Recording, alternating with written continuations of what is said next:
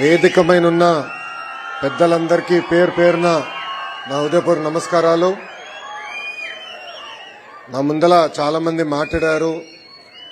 పాలసీల దగ్గర నుంచి మీ దగ్గర నుంచి ఏం ఆశిస్తున్నారో దాని గురించి మాట్లాడటం జరిగింది.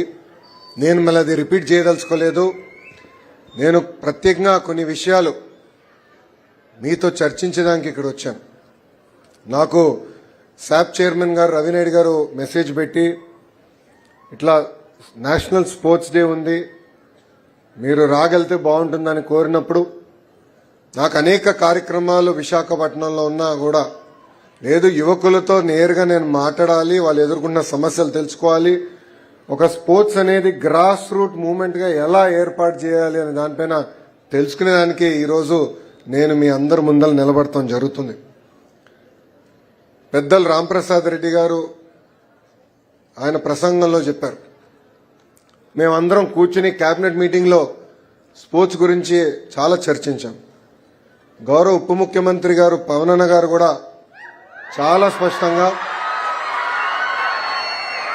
స్పోర్ట్స్ ని ప్రమోట్ చేయాలి, ఒక గ్రాస్ రూట్ మూమెంటం క్రియేట్ చేయాలి.